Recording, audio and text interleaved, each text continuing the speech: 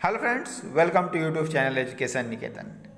आज मैं आपके साथ इतिहास ऑप्शनल के साथ 63वीं बीपीएससी में चयनित कृष्णा कुमार की कॉपी साझा कर रहा हूं, जिनका कि ऑप्शनल विषय इतिहास रहा है। आप देखेंगे कि इन्होंने सबसे पहले जो फर्स्ट पेज है उसमें पेजिंग बिल्कुल सही से की है। आप भी पेजिंग करना बिल्कुल ना भूलें। जो भी 65वीं मुख्य परीक्षा देने जा रहे हैं और पहली बार देने जा रहे हैं उनके लिए बता दूं कि फर्स्ट पेज पे आप जो क्वेश्चन लिखते हैं उस क्वेश्चन के सामने वो किस पेज नंबर से किस पेज नंबर तक है ये मेंशन करना मैंडेटरी होता है। तो आप इसे ज़रूर मेंशन करेंगे। उसी के बगल में आपके प्राप्तांक मिलते हैं, यानी कि आप जो मार्क्स ऑब्टेन करते हैं वो दिया जाता है।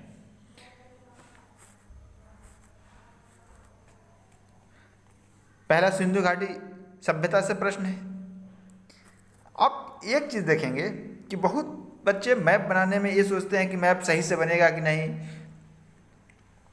तो आप इतना ज़्यादा स्ट्रेस मत लीजिए। मैप केवल सिंबॉलिक होना चाहिए, ताकि जो चीज़ें हैं, आप पाकिस्तान दिखा रहे हो तो बस साइड सही होना चाहिए। आप अगर लोथल दिखा रहे हो, आलमगीरपुर दिखा रहे हो, तो वो बस जगह सही होनी चाहिए। आप देख सकते हैं कि इनका इंडिया का मैप बहुत ही सटीक नहीं है, किंतु चीज़ें पता चल रही हैं कि हाँ, इस साइड में पाकिस्तान हुआ करता था, मोहनजोदड़ो, हड़प्पा, आलमगीरपुर, लोथल। तो ये आपको होना चाहिए। और मैप का प्रयोग आप जीएस में भी करें और ऑप्शनल पेपर में भी करें। आईआर वाले जो सेक्शन है वहाँ पे तो अवश्य ही करें। इसके बाद जहाँ भी संभव हो मैप जरूर बनाएं। मैं आप इनके जितने भी आंसर दिखाऊंगा वो इस तरीके के आपको माइंड मैप की तरह चीज़ें दिखाई देंगी। जैसे इन्होंने सिंधु सभ्यता के नगर नियोजन के प्रमुख लक्षण बताए हैं। नदियों के किनारे बसे नगर, नगर विन्यास, सड़कें, भवन, जल निकासी, कुआं। इससे क्या होता है कि एग्जामिनर को प्राइमरी फेस से एक ही नज़र में पता चल जाता है कि जो कंटेंट दिए हुए हैं वो सटीक है। इसके बाद उन चीज़ों को हेडिंग देकर इसके बाद इलोबरेट कीजिए। नंबरिंग में याद रखिए कि कोई ज़रूरी नहीं है कि आप डॉट दे के बनाएं। आप नंबरिंग दीजिए तो 1 2 क्लियरली मेंशन कीजिए। नगर विन्यास, सड़कें, देखिए यहाँ इन्होंने सड़कों को बता दिया कि किस तरीके से सड़कें जो है 90 डिग्री पे कट करती थी एक दूसरे को। भवन, जल निकासी व्यवस्था, अन्नागार, कुआं। मैं समझता हूँ कि जो इतिहास के विद्यार्थी हैं और जिनका ऑप्शनल पेपर इतिहास है उसमें से 90% लोगों को इतने तथ्य पता होंगे, लेकिन सारा जो खेल है वो आप कितना प्रेजेंट कर पाते हैं इस चीज़ का होता है। बहुत सारी चीज़ें हम पैराग्राफ में, लेंदी पैराग्राफ में लिख देते हैं, एग्जामिनर उन चीज़ों को पढ़ते ही नहीं है, और जब तक एग्जामिनर पढ़ेंगे नहीं तब तक आपको मार्क्स कम मिलते हैं। इसके बाद आधुनिक नगर नियोजन से समानता। हमेशा तुलना जरूर कीजिए प्रश्न में, क्योंकि तुलना से प्रश्न का उत्तर जो है आकर्षक हो जाता है। और एक छोटा और संक्षिप्त निष्कर्ष भी शामिल करें। तो यह हमारा पहला क्वेश्चन था। इसके बाद चोल प्रशासन से संबंधित दूसरा प्रश्न है। आप प्रश्न के लिखने के इनके ट्रेंड को देखिए। इन्होंने हर जगह वर्गीकृत तरीके से लिखा है। केंद्रीय प्रशासन, राजस्व व्यवस्था, सैन्य प्रशासन, राज्य का वर्गीकरण भी किस प्रकार से हुआ है। ठीक है, आप देख सकते हैं नाडु, कुरम, ग्राम, इसको क्या कहते थे, ग्राम समूह, जिला, प्रांत, स्थानीय प्रशासन किस तरीके से था।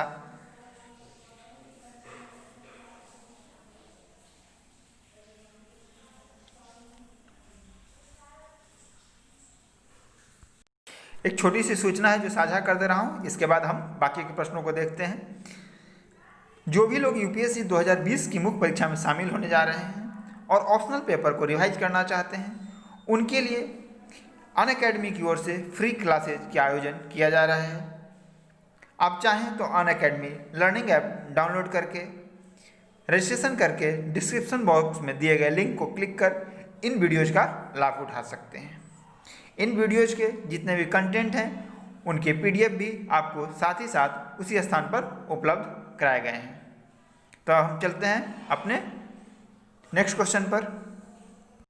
जो सिंधु घाटी वाला प्रश्न है उनमें इन्हें 34 नंबर मिले हैं और इस वाले प्रश्न में इन्हें 32 मार्क्स मिले हैं। आप देख रहे हैं कि इन्हें लगभग हर क्वेश्चन में जो मार्किंग है वो 60+ जारी है। अगर आप ऑप्शनल पेपर में 60+ कर रहे हैं तभी संभावना बनती है कि आप अच्छे पद पर चयनित हो पाएंगे।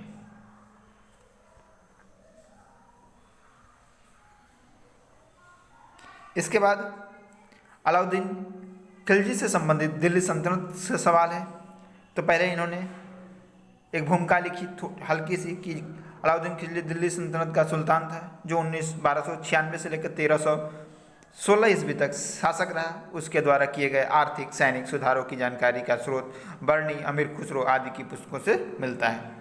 फिर उन्होंने उसके आर्थिक सुधार, अब हेडिंग जरूर दें। हिंदी माध्यम में कम नंबर आने का सबसे बड़ा रीजन है कि हम हेडिंग कम से कम देते हैं, पैराग्राफ में ज़्यादा लिखते हैं। हेडिंग दें, टू दी पॉइंट लिखें, जितनी भी चीज़ें हैं टू दी पॉइंट लिखी हुई है। आप देख सकते हैं भू राजस्व नीति, बाजार व्यवस्था की स्थापना। अब भू राजस्व नीति को इन्होंने फिर विस्तार से बताया, फिर बाजार व्यवस्था की स्थापना, इसको भी बिंदुवार तरीके से। आप एक चीज़ पे फोकस करें, कोई भी चीज़ आपको पैराग्राफ में कम से कम लिखनी है, जितनी भी चीज़ें हैं बुलेट फॉर्म में लिखनी है। सैनिक सुधार, अब देखिए कि कोई भी इनका पैराग्राफ बुलेट फॉर्म का भी 3 से 4 लाइन से बड़ा नहीं है। अलाउद्दीन खिलजी के द्वारा किए गए सुधारों का राज्य पर प्रभाव, सारी चीज बिंदुवार, प्रजा पर प्रभाव। इसके बाद एक सटीक निष्कर्ष, नंबर आप देख सकते हैं 34 मार्क्स मिले हैं इन्हें।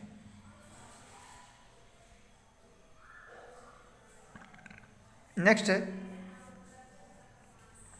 19वीं शताब्दी के धार्मिक और सामाजिक सुधारों ने विभिन्न विचारकों के माध्यम से तत्कालीन धर्म तथा समाज में व्याप्त कुरीतियों को दूर करने का प्रयत्न किया। इसमें सबसे प्रमुखता है राजा राम मोहन राय, जिन्हें 19वीं शताब्दी के सामाजिक धार्मिक सुधारों का अग्रदूत कहा जाता है। इनके अतिरिक्त स्वामी दयाराम सरस्वती, विवेकानंद, ईश्वरचंद विद्यासागर, सर सैयद अहमद खां आदि प्रमुख थे। इसके बाद आप चाहें तो इन विचारकों को थोड़े थोड़े विचार लिख सकते हैं, जैसे राजा राम मोहन राय के विचार इन्होंने लिखा, केशवचंद्र सेन के विचार, स्वामी दयानंद सरस्वती के विचार, विवेकानंद के विचार, ईश्वरचंद विद्यासागर के विचार, सर सैयद अहमद खां के विचार। इसके बाद कुछ महत्वपूर्ण तथ्य बताते हुए, उनकी सीमाओं का उल्लेख करते हुए इन्होंने निष्कर्ष लिखा है। इस प्रश्न में इन्हें मिले हैं सबसे अधिक मार्क्स 35, यानी कि 35 मार्क्स का मतलब होता है कि इन्हें 70% नंबर इस प्रश्न में मिले हैं। अगला क्वेश्चन सविनय अवज्ञा आंदोलन से है। एक चीज आप याद रखें, कोई भी आंदोलन, कोई भी घटना का आप उल्लेख करें, किसी व्यक्ति का उल्लेख करें, अगर आपको उनके जन्म शताब्दी या उस घटना का वर्ष याद है तो ब्रैकेट में जरूर मेंशन करें। आप इस चीज़ को यहाँ देख सकते हैं। एक हम आप जीएस में भी करें, जन आंदोलनों की विभिन्न प्रवृत्तियाँ। अब उसे देखिए कितने इन्होंने अच्छे से इलोबरेट कर दिया, कारण, उद्देश्य, नेतृत्व, संगठन, विचारधारा, कार्यक्रम, उपलब्धियाँ। अब कारण के स्तर पर सविनय अवज्ञा आंदोलन, उद्देश्य के स्तर पर छोटा सा एकदम कि सविनय अवज्ञा में पूर्ण स्वराज उद्देश्य तथा वही भारत छोड़ो आंदोलन में भारत को आज़ाद कर अंग्रेजों को देश से छोड़ने का, ठीक है, वाक्य हमेशा पूर्ण करने की कोशिश करें। नेतृत्व के स्तर पर, संगठन के स्तर पर, विचारधारा के स्तर पर। कार्यक्रम क्या क्या थे? सविनय अवज्ञा आंदोलन, नमक कानून का उल्लंघन, विदेशी वस्तुओं का बहिष्कार, शराब की दुकानों के आगे धरना, सरकारी न्यायालयों तथा शिक्षण संस्थानों का बहिष्कार। अब भारत छोड़ो आंदोलन, इसमें कौन सा नारा दिया गया? डू और डाई। किसने दिया? महात्मा गांधी ने। जन भागीदारी, सविनय अवज्ञा आंदोलन महिलाओं द्वारा विदेशी वस्तुओं के बहिष्कार का नेतृत्व किया जाता था। छात्रों, वकीलों, किसानों तथा मजदूरों को भी इसमें आप आलोचना को शामिल कर सकते हैं और आलोचना के साथ एक निष्कर्ष। आप याद रखें कि ऑप्शनल पेपर में 50 नंबर के क्वेश्चन है, आपको निष्कर्ष लिखना ही लिखना है, मैंडेटरी है, लेकिन बहुत बड़ा निष्कर्ष लिखने की जरूरत नहीं है। 30 से 40 शब्दों का आप निष्कर्ष लिख सकते हैं। इसे इस प्रश्न में मिले हैं 34 मार्क्स। फिर 1789 की फ्रांस की क्रांति तथा 1917 के रूस की क्रांति के कारणों तथा परिणामों में समानता असमानता के आधार पर तुलना किया जा सकता है। इसके बाद इन्होंने समानता बताया है, बिल्कुल टू द पॉइंट। कारण के आधार पर, राजनीतिक कारण, सामाजिक कारण, परिणाम के आधार पर, असमानता कारण के आधार पर, परिणाम के आधार पर। देखिए हर चीज छोटे छोटे पैराग्राफ में बताई गई है। और फिर एक संतुलित निष्कर्ष, निष्कर्षतः कहा जा सकता है कि फ्रांस और रूस की क्रांति के कारणों तथा परिणामों में कुछ समानताएं तथा असमानताएं, इन दोनों ने विश्व को एक नई व्यवस्था दी। फ्रांस ने गणतंत्र, धर्मनिरपेक्ष राज तथा समानता, स्वतंत्रता तथा बंधुत्व की अवधारणा दिया, तो रूसी क्रांति ने साम्यवाद की व्यवस्था दिया। रूसी क्रांति ने समाजवाद के माध्यम से सर्वहारा वर्ग को अधिकार दिया तथा उनके शोषण से मुक्ति का मार्ग दिखाया। इसमें इन्हें मिले हैं 32 मार्क्स।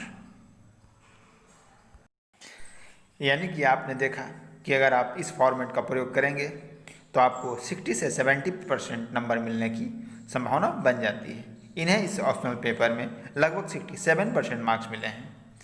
इन्हें किसी भी क्वेश्चन में 30 से कम अंक नहीं मिले हैं। मिनिमम मिले हैं 32 मार्क्स और अधिकतम जो अंक मिले हैं वो 35। इससे एक चीज़ आप सीख सकते हैं कि आपको आंसर लिखते समय राइटिंग बनाने की बहुत ज़्यादा ज़रूरत नहीं है। बस आपका जो उत्तर है वो पठनीय होना चाहिए, जो बिंदु हैं वो कंक्रीट होने चाहिए। केवल आप ऐसा ना हो कि आपने केवल वाक्य बढ़ाया हो। अगर इस तरीके का फॉर्मेट को फॉलो करते हैं तो आप मान के चलिए कि आपका ऑप्शनल पेपर में 60% से 70% तक अंक आ सकते हैं। अगर आपको हमारे प्रयास अच्छा लगे तो आप हमारे इस वीडियो को लाइक करें और हमारे चैनल को सब्सक्राइब करें, ताकि हम आगे 63वीं बीपीएससी के जीएस की भी आरटीआई कॉपियाँ आपके साथ डिस्कस कर सकें। हमने एक आरटीआई डलवाया है जिसमें हम पीएसआईआर की कॉपी के लिए हमने आग्रह किया, अगर पीएसआईआर की वो कॉपी मिलती है। ये जो कॉपी है ये तो सीएमई के संयोग से मिली है मुझे, लेकिन मैंने एक पीएसआईआर के लिए भी एक कॉपी डलवाई है, तो वो भी मैं आपके साथ साझा करूंगा। और जिन्हें जीएस की कोई 63वीं बीपीएससी मुख्य परीक्षा की कॉपी मिलती है उसे भी मैं आप लोगों के साथ साझा करूंगा। धन्यवाद and good luck for 65th BPSC mains.